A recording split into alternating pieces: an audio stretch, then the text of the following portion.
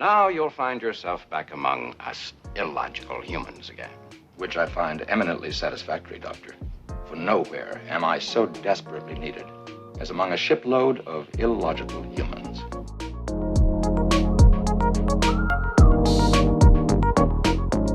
Captain, you are an excellent starship commander, but as a taxi driver, you leave much to be desired.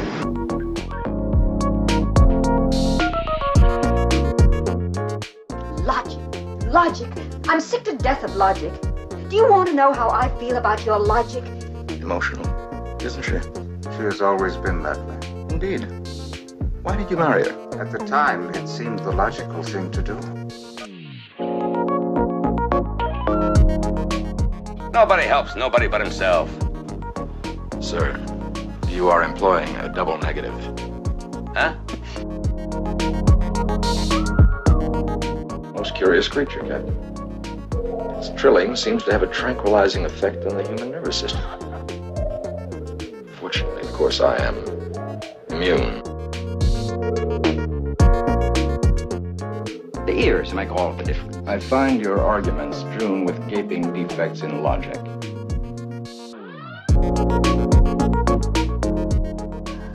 You're gonna leave here without them? Run off on some wild goose chase halfway across the galaxy just because you found a discrepancy in a hydrogen cloud? Doctor, I am chasing the captain, Lieutenant Uhura, and Ensign Chekhov, not some wild aquatic fowl. Close enough to smell them. That is illogical, Ensign. Odors cannot travel through the vacuum of space. I was making a little joke, sir. Extremely little, Ensign. Mr. Spock.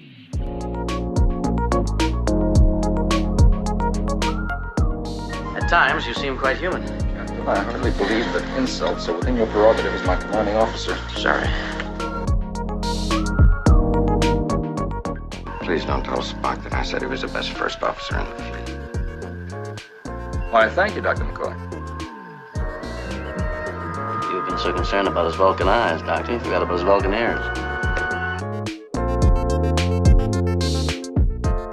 I see you've noticed the ears. They're actually easy to explain. Perhaps the unfortunate accident I had as a child. The unfortunate accident he had as a child. He caught his head in a mechanical rice picker. Captain. Thank heaven. Mr. Scott, there was no deity involved. It was my cross-circuiting to be that recovered them. Well then, thank pitchforks and pointed ears. Opportunity? Now listen, Spock, you may be a wonderful science officer, but believe me, you couldn't sell fake patents to your mother.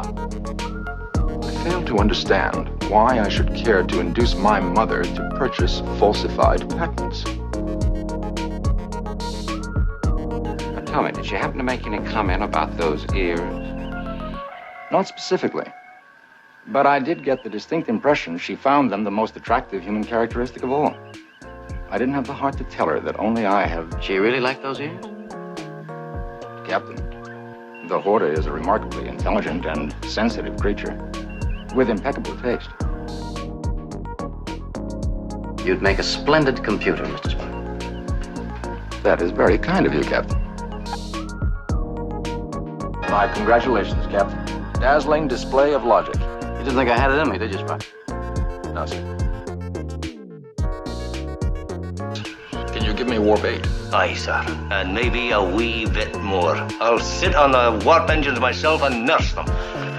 That position, Mr. Scott, would not only be unavailing, but also undignified.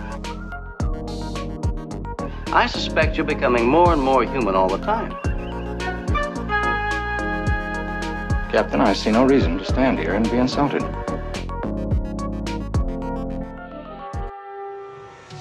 You know, you really do look like Spock. Live long and prosper. You like getting beat up? Do that some more. Live long and prosper. Live long and prosper. Live long and prosper. Live long and prosper.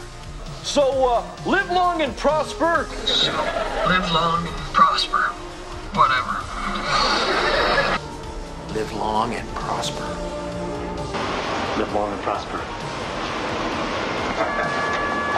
Captain! Live long and prosper. Long and prosper. Long and prosper, Max. Hey, live long and prosper, motherfucker. You were right, Will. Live long and prosper, Jack. My plan is to live long and prosper, you know what I mean? To make little baby deeks, little ninja assassins with fantastic hair. Live long and prosper. Well, merci beaucoup. Live long and prosper. To the Potter B&B, may it live long and prosper. Indeed. Yeah. May all your future gazebos live long and prosper. Please leave. Live long and prosper. Oh, just go. I'm going. Live long and prosper, Sheldon. Yeah, even that. You look like a dork. How does that Balkan salute go?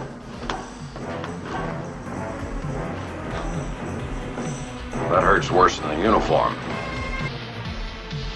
We had a wonderful script by Theodore Sturgeon called Amok Time. We arrive on the planet, and a procession comes out from the city to greet us. I said to the director, I think we should have some kind of a special greeting. Asian people bow to each other. Military people salute each other. I think Vulcans should have some kind of a greeting. And he said, what would you like to do? And I said, how about this? Where it came from was from my childhood, going to synagogue on the high holidays with my family. There's a moment where a group of men get up before the congregation, cover their heads with their prayer shawl, chant a prayer. My father said, don't look. I'm about 8 or 9 years old, so I stuck a peek. And what I saw was these gentlemen out there who were doing the shouting had their hands out towards the congregation like that, both hands. I found out later this is the shape of the letter Shin in the Hebrew alphabet. The letter Shin is the first letter in the word Shaddai, the name of God. Well, I survived. I peeked and I survived. But I was so intrigued with that gesture, and I suggested that we do that as Vulcans. Within days after that episode was on the air, I started getting that gesture back on the streets. Live long and prosper.